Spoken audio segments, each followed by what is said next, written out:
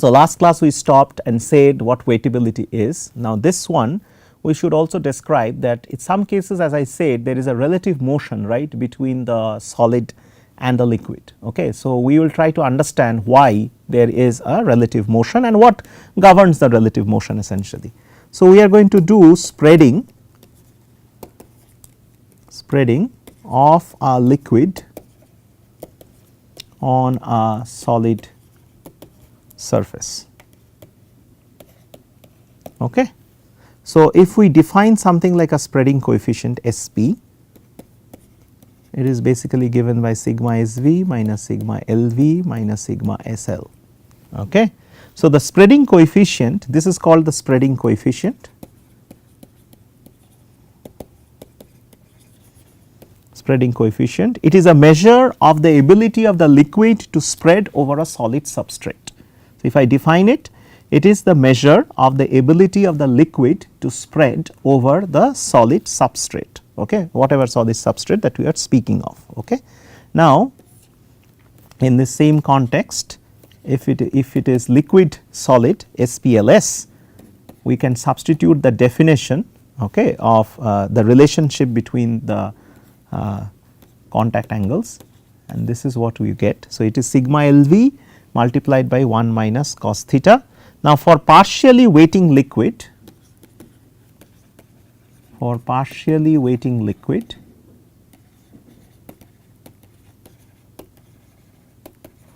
okay, your theta, if you recall the definition, theta was always like this, right. Okay. So, therefore, this leads to cos theta is always less than equal to 1. So, therefore, this implies that this SPLS is always negative.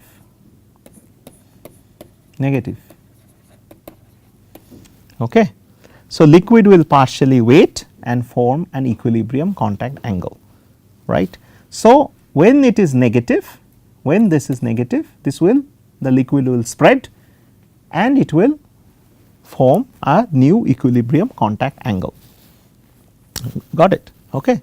So, this is the basic definition of the spreading of a liquid. So, this is the spreading coefficient. So, you can calculate the spreading coefficient, okay, and you can determine that whether it is positive or negative. Depending on, if it is negative, the liquid will spread.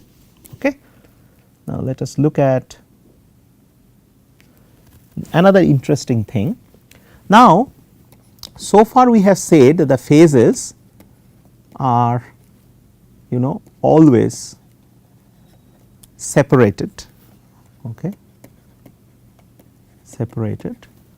by sharp boundaries. Got it?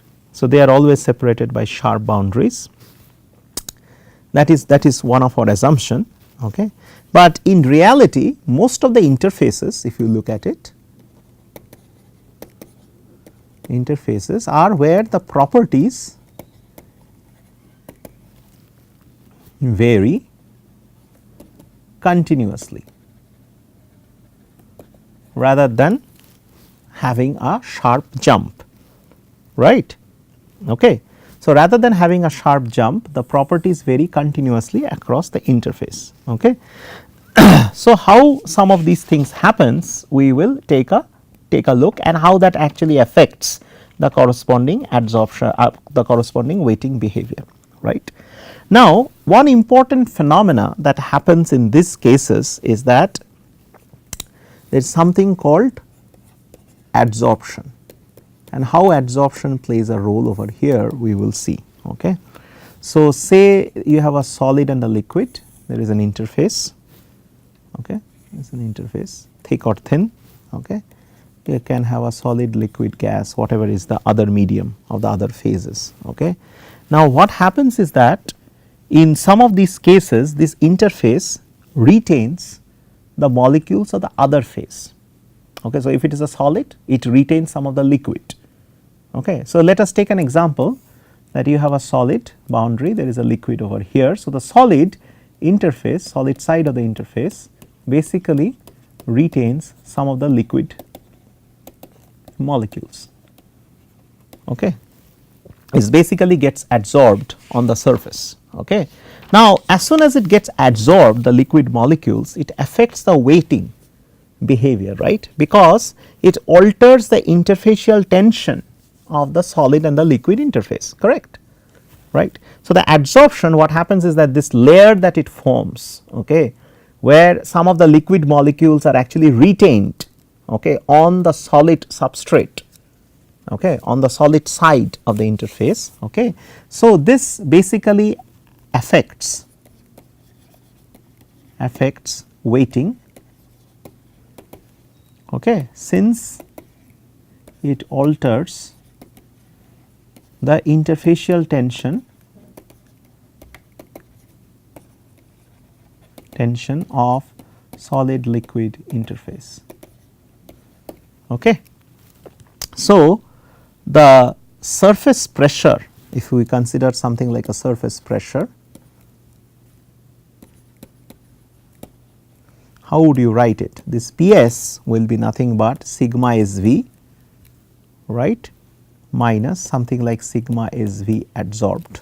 Okay. It can happen between any two interfaces, by the way. Okay. So, this is the additional surface, this is the surface tension with the adsorbed surface present, the interfacial tension with adsorbed surface present. In other words, it basically alters the pressure, the surface pressure. Okay. Now, if we take this same relationship and substitute it in our Young's equation, okay, what will happen is that sigma Lv, and this is an important relationship, cos theta is given by sigma Sv minus Ps minus sigma Sl. Okay. So, adsorption basically, now if you want to find out the cos theta, which is the equilibrium contact angle. So, adsorption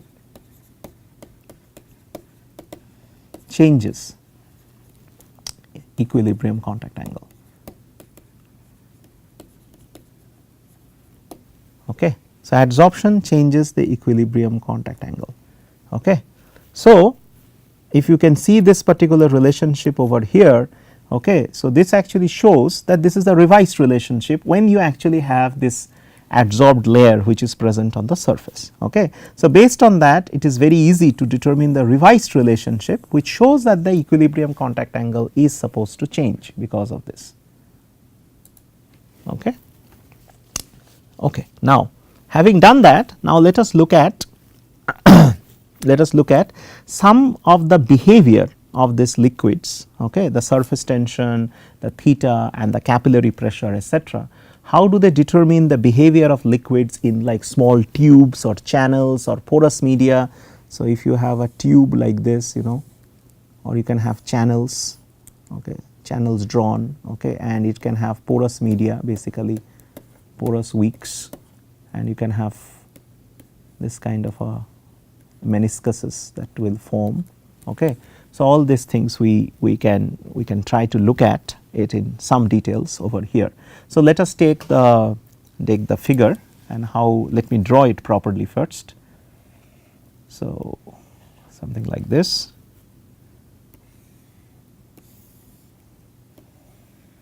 Okay. So, there is a capillary tube basically.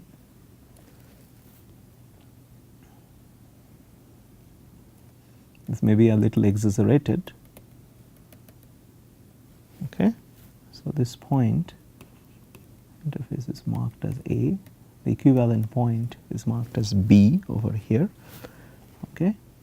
Now, this radius is basically given by small r, okay, and this is the contact angle that it makes. So, this contact angle is given by theta. Okay. And so, this is a point C on the and sorry, this is H, which is the height of this liquid column. Okay. So, here if you recall, Ri or R1 equal to R2 equal to R cos theta. Okay. because it is a very small tube, it is a very narrow tube, small diameter tube, small diameter tube. And if you look at the tube, it has got the following: there is a height h, okay, there is this points A and B, it makes an angle with the wall which is about theta, and that point in the meniscus is given by C, okay. And so that is the rough configuration that we have, and of course there is the 3-phase forces that are acting on it, okay. Now, so therefore, PV minus PL capillary at C basically. So, the capillary pressure at C is basically given by 2 sigma by R cos theta, all right. Okay, it is given by 2 sigma by R cos theta. If it is divided to, it is 2 sigma by R, R is given by this R by cos theta. So, you can imagine what it is. So, the pressure at the flat surface, that is the flat portion of the meniscus, at flat surface A is given by P A is equal to P V plus rho G H, right. The height of the liquid column is a vapor pressure plus that particular pressure. P B must be equal to P A because they are at the same horizontal level, right. So, these from these two relationships we can get P B is equal to P V plus rho L G H, okay. The previous one was rho V, okay. So, rho L G H minus P cap C, okay. So, therefore, now 2 sigma cos theta by R is equal to rho L minus rho V, sorry, this is rho, this is not P, into G H, okay. So, you can imagine, so there is a simple capillary rise within this particular tube, okay.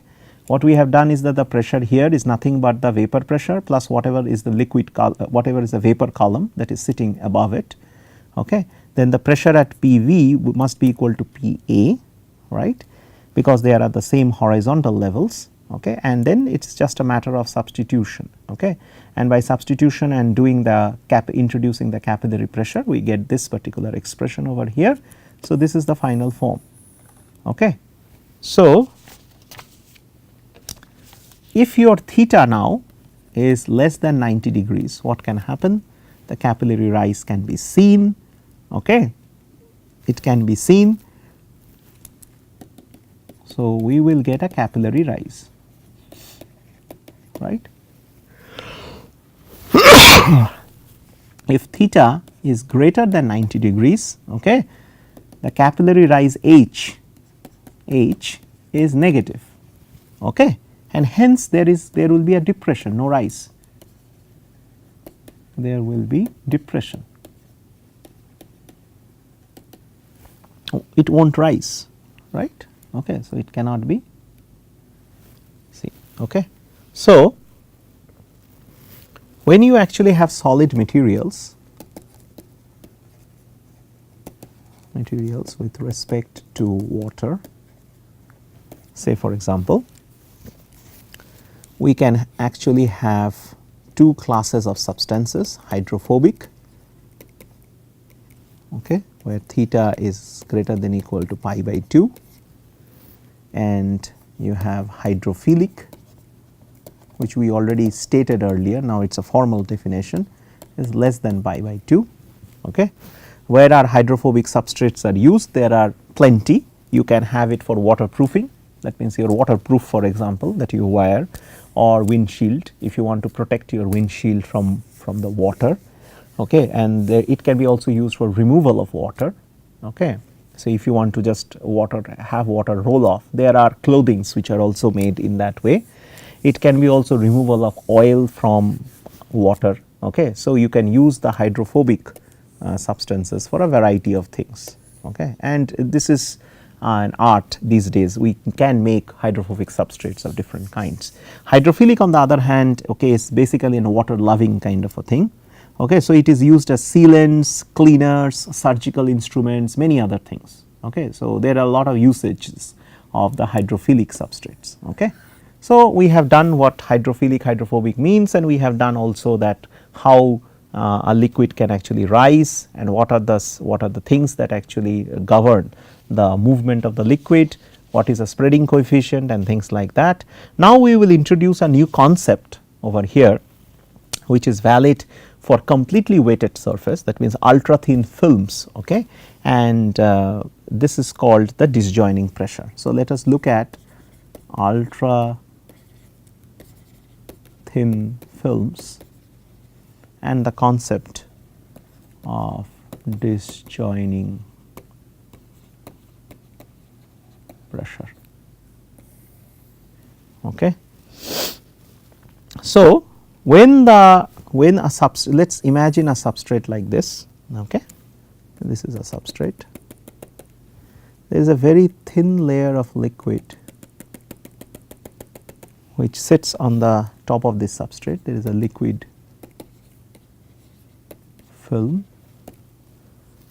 and the thickness of this liquid film, the order of it is about 0.2 to 10 nanometer, very thin. Okay. It is not a very thick thing, it is a thin film. Okay. So, in this thin film, of course, the liquid molecules are very close to the solid substrate, right. So, there is a very strong pull of the liquid towards the solid substrate. So, the solid substrate basically tries to pull the liquid back. So, the solid substrate basically tries to pull the liquid back. Okay. So, this is basically due to once again the intermolecular forces.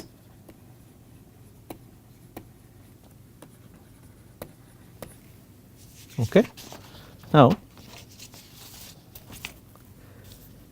if capillary pressure is say absent, let us look at the situation. If the capillary pressure is absent, okay, then the pressure inside the liquid film is changed by a very small amount because of this additional pull that is created by the substrate, correct. So, if capillary pressure, that means because there is no curvature, say for example, capillary pressure is absent, right, then the pressure PL, which is basically the pressure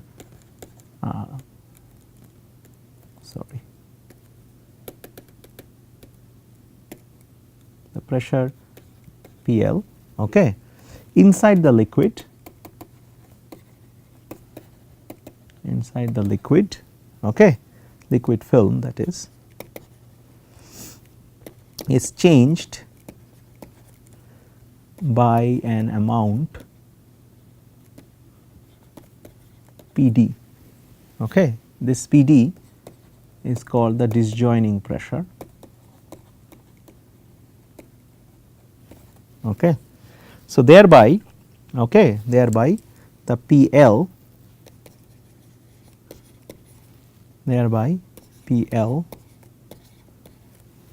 is less than PV, the vapor pressure. So, PL is equal to PV plus PD, which is the disjoining pressure. Okay. So, this disjoining pressure is basically negative when the solid draws the liquid.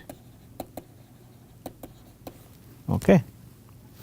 So, this PD you can readily see it is a function of the intermolecular forces,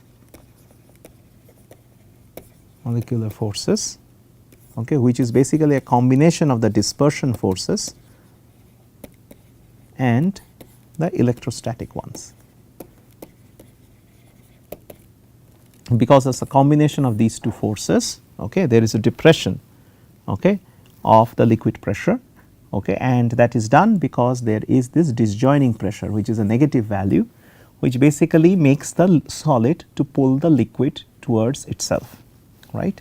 So, let us look at the presentation file now. So, let us look at this particular graph over here, okay. This is basically the disjoining pressure, okay, on glass at 77 degrees Celsius, okay, and this is of the order of nanometers, the horizontal scale, that is the thickness of the liquid layer. So, when it is about 5000 nanometer, which is basically 5 micron, you do not see any disjoining pressure at all, right, it is 0, practically non-existent, okay, and it shows this exponential type of a decay characteristics, right, where for example, when you are at 100 nanometer, the disjoining pressure is actually pretty low, right, it is of the order of somewhere around 40 kilopascals, well not low per se, but it is actually much lower than when you are going down to a very thin film limit of like 0.5 nanometer, it is very high. Very high means very high, like 100 kilopascals is 1 atmosphere. So, it is 4 times, okay, it is basically 4 times atmosphere, okay. This is for example, it is half atmospheric, okay, in these cases, and it is like 4 times to 5 times atmospheric conditions, okay, as you move one order. So, 100 to 10 you get an increase, okay, and from 10 to 1 basically you get a huge increase in the disjoining pressure, okay. So, this disjoining pressure is an interesting quantity, okay. So, let us look at, so this is one example obviously. Now, when we come across to our original thing, okay, we can show, it can be shown, and that would require a complete statistical mechanics course. It can be shown that the PD is a function of this thickness of this layer, is basically given by 2AH capital divided by pi n minus 2 n minus 3. Do not be bothered about these things, okay. N is the exponent of long range, okay, potential, okay.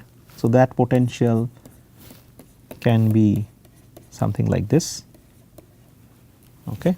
So, that is the long range potential. This long range interaction potential can be represented essentially by the Lennard-Jones 612 potential, okay, where basically your n becomes equal to 6.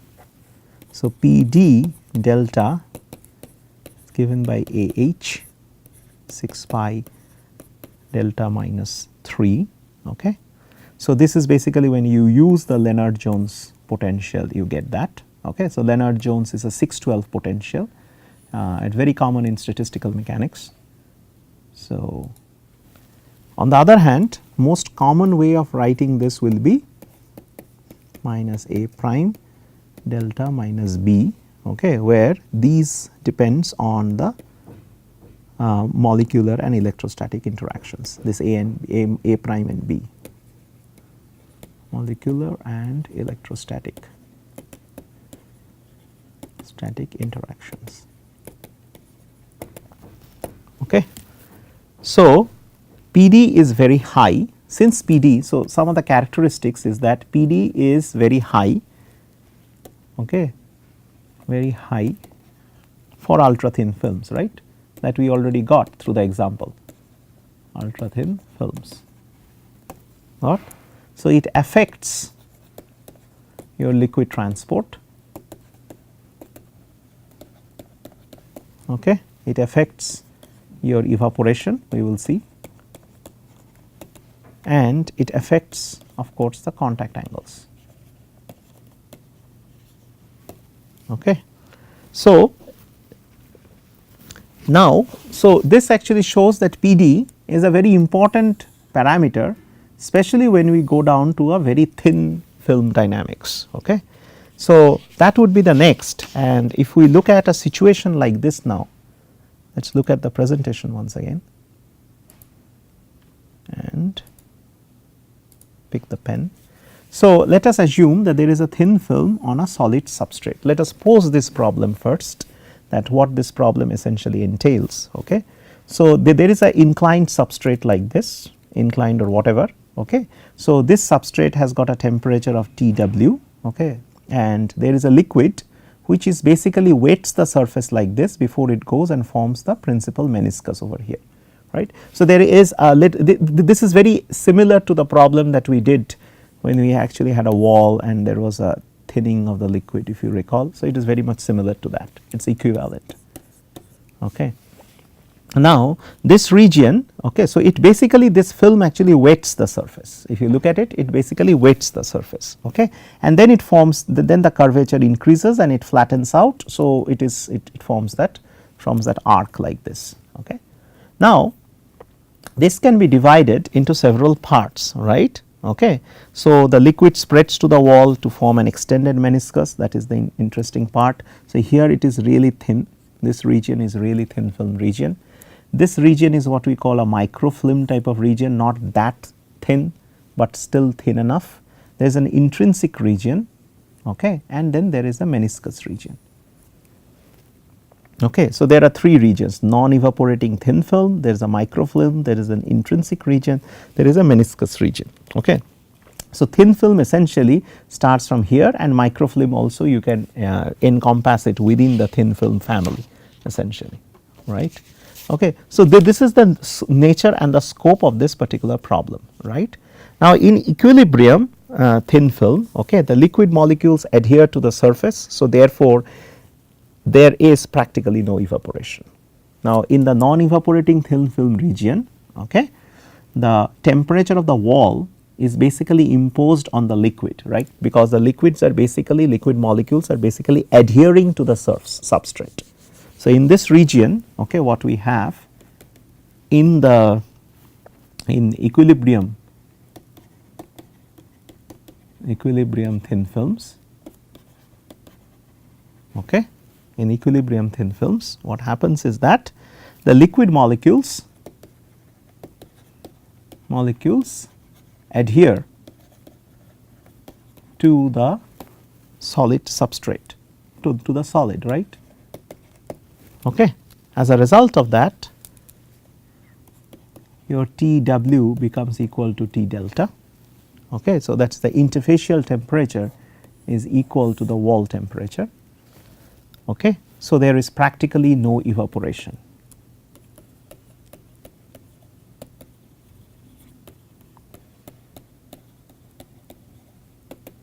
Okay. Okay. Now, in the microfilm region, so in that thin film region nothing happens, right. Now, it is in the microfilm region where many things starts to happen. So, let us remove this so that we can write a few things over here. Okay. Now, in the microfilm region,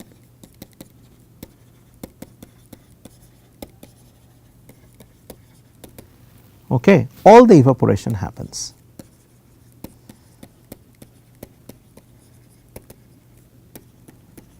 Got it?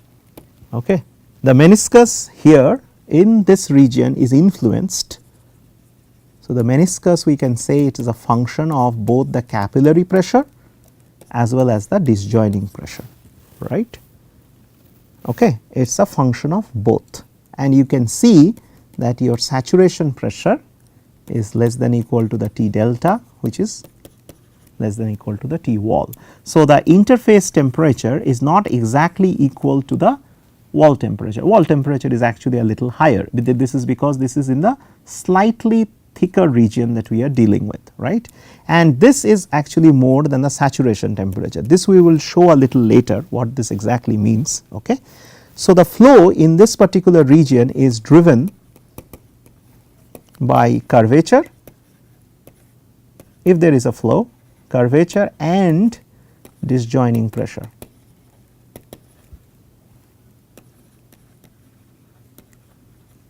Okay, curvature and disjoining pressure. Now, subsequently as the thickness grows, right, as delta increases, okay, the disjoining pressure naturally comes down, right. Okay. So, in the microfilm region you actually have a flow and evaporation, and here both the curvature as well as the disjoining pressure plays a role. Now, here we have seen one other thing, that there is a change in saturation vapor pressure over a curved interface. Okay. Now, in thin films, both PD and the capillary effect reduce the saturation pressure compared to the normal condition. Okay. So, in the thin film region, the disjoining pressure, this is still the thin film region, right. So, the disjoining pressure as well as the capillary pressure effectively reduce the saturation pressure compared to the normal condition. So, in other words, there is a change in saturation vapor pressure across a curved interface, and in the thin film region the two main players are capillary pressure and the disjoining pressure, which basically reduce the saturation pressure compared to any other normal conditions. Okay. So, we will in the next class, what we are going to do, we are going to prove that this is really true, and then we will work through the math of interfacial heat and mass transfer, including the effect of this disjoining pressure and surface tension and things like that, okay, before we move on to the phase transfer, that means how the phase transition happens. Okay. So, we will stop here in this particular class. We will pick up from this particular problem, and we will show that why there is a reduction in saturation pressure across the meniscus, okay, in the thin film region, particularly in the thin film region. Okay. So, so that is it. We will see you next class. Thanks.